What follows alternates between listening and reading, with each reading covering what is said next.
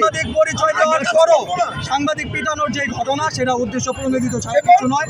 এবং সে খুবই অকথ্য ভাষায় গালিগালাজ করতে করতে এগিয়ে আসে সাংবাদিকরা যখন মূল ফটকের ভিতরে প্রবেশ করে শাহবাগ থানার মহিদুল নামের একজন, খুব সম্ভবত সে এএসআই অথবা এসআই মহিদুল সাহেব বলতেছেন গেট আটকায় দিয়ে, অকথ্য ভাষায় মাদার ডট ডট বলে যে আটকায় দিয়ে, গেট আটকায় দিয়ে সবগুলারে পিটা।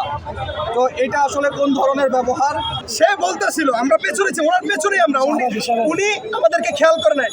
যখন আমাদের সহকর্মীরা লাইভ করছিল, আপনারা জানেন মাল্টিমিডিয়া রিপোর্টাররা সব সময় তাৎক্ষণিক যে সংবাদ সেটা প্রকাশ করে থাকে। সরকার থেকে যদি বিধিমালা করে দেওয়া হয় যে সাংবাদিকরা লাইভ করতে পারবে না, আমরা লাইভ করব না। যেহেতু এখনো বন্ধ করা হয় নাই, আমরা লাইভ করছিলাম।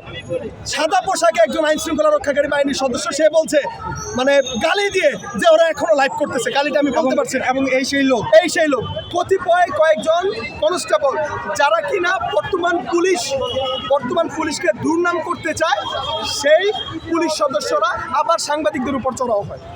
এবং এখানকার অন্যান্য পুলিশ সদস্যরা তাদের ব্যবহার ভালো থাকলেও কয়েকজন কনস্টেবল তারা সাংবাদিকদেরকে আবার হাত তোলে, পেছন থেকে লাঠি দেয়, গালি দেয়। এবং এই হচ্ছে পরিস্থিতি।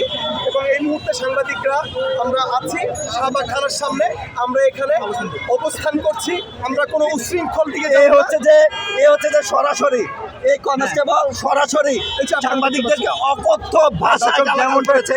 দেখতে পাচ্ছেন যে ভাষায় গালাগাল করেছে, তার যে চেহারা, তার ভেতরের যে চোখের যে ভাষা, সেই ভাষা পুরো এগ্রেসিভ। এবং কনস্টেবলের নাম বোঝা যাচ্ছে না, যে এখন এখানেই আছে, ভেতরে আছে, ভেতরে আছে। সাংবাদিকরা যখন ভেতরে প্রবেশ করে, কয়েকজন তেড়ে আসে হাতে লাঠি নিয়ে। পরে সাংবাদিকরা যখন জিজ্ঞেস করে আপনি লাঠি নিয়ে কেন আসলেন, বলে যে ভিতরে ঢুকে মার, বলে যে গেট আটকা, বলে যে থানার গেট আটকা, থানার গেট ভেতরে ওগুলারে পিস বলি। এবং এটা যে বলছে, আমরা যখন থানার ভিতরে প্রবেশ করি তখন বাচ্চা করে একটা কনস্টেবল সে একেবারেই অ্যাগ্রেসিভ মুডে ছুটে আসে হাতে স্ট্যাম্প নিয়ে।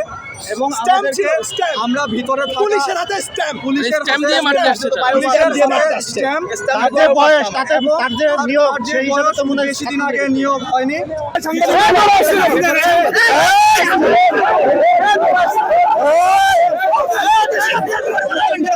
Hey!